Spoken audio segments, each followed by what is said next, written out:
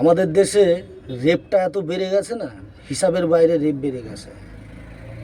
মানে রেপটা এই কারণে বেড়ে গেছে, কারণ আজকে রেপ করছে, কালকে বেল হয়ে যাচ্ছে, বাইরে ঘুরে বেড়াচ্ছে। আর যার মেয়ে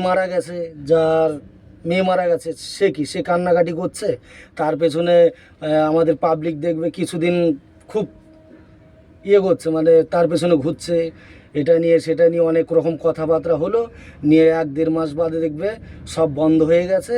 তার বন্ধ হয়ে যাওয়ার পরে দেখবে আবার যেই কাজ সে হয়ে গেছে, দেখবে যে রেপ করেছে সে বাইরে ঘুরে বেড়াচ্ছে। আর যার মেয়ে মরে গেছে সে তো মরেই গেছে, সে আর কিছু পাবে না।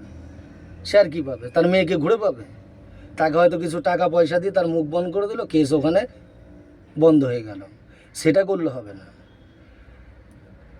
যে রেপ করবে তাকে হাত পা কেটে দাও, আইন নিজে হাতে তুলে নাও। পুলিশ প্রশাসনের কাছে গেলে কোনো কিছুই পাবে না।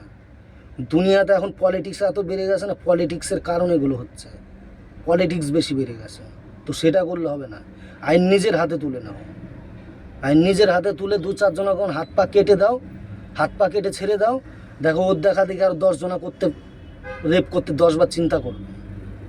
আর এটা কি, এটা জেলে দিচ্ছে, কিছুদিন জেল খাচ্ছে, 6 মাস 1 বছর জেল খাচ্ছে, আবার বাইরে এসে আবার নতুন করে আবার একটা রেপ করছে। তাহলে কি করে হবে? তার সমস্যার সমাধানই হবে না। সমস্যার সমাধান করতে গেলে হাত পা কেটে দিতে হবে, ডাইরেক্ট হাত পা কেটে দাও, হাত পা কেটে ছেড়ে দাও। লাংড়া লুলো হয়ে ঘুরে বেড়াক, ওকে দেখে আরও 10 জনা দেখবে, বলবে যে ও রেপ করেছিল, ওর জন্য হাত পা কেটে দিয়েছে। ঠিক আছে, দেখবে বন্ধ হয়ে যাবে।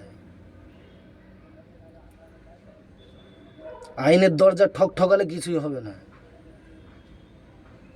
ও কিছুদিনের জন্য এটা ঝড় হয়, দেখবে যখন ঝড় আসে না, কিছু কিছু জিনিস দেখবে ভেঙে যায়, গাছপালা ভেঙে যায়, আবার নতুন করে আবার সেখান থেকে আবার পুং নিয়ে আবার সে গাছটা জন্ম হয়,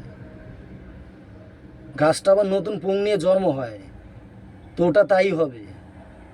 ওকে দেখে আরও 10 জন আরও রেপ করবে, যাই কিছু হয়নি তো কি হলো, ওই তো গেল 6 মাস 1 বছর জেলে ছিল, আবার বেরিয়ে চলে আসলো। সেটা করলে হবে না, ডাইরেক্ট হাত পা কেটে দাও।